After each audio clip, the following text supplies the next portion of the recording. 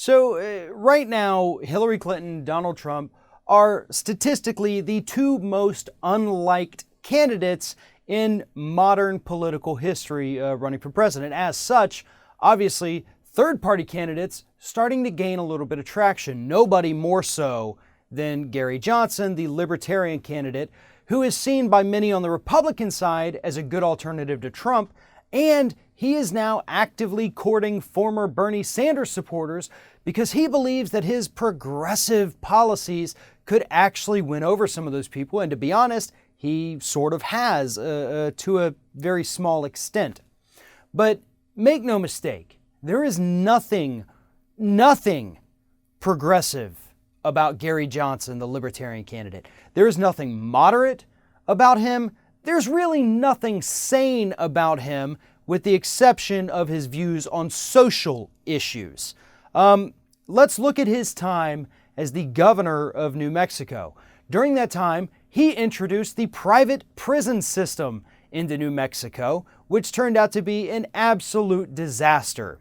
He advocated austerity cuts to the budget, while at the same time gave massive tax breaks to the wealthy.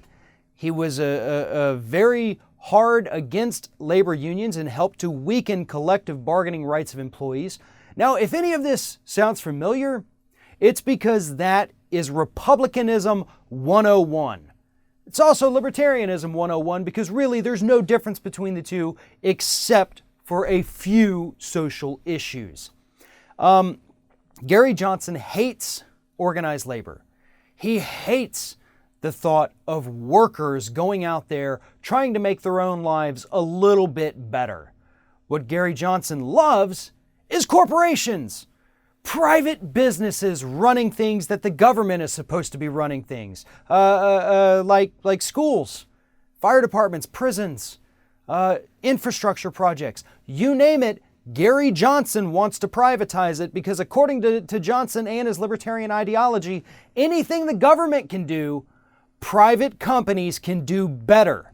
The same private companies that brought us the Exxon Valdez oil spill or the Deepwater Horizon oil spill or the banking crash of 2008, the stock market crash, the housing market collapse, the fracking earthquakes. Those private companies, according to Gary Johnson, so much better than the federal government.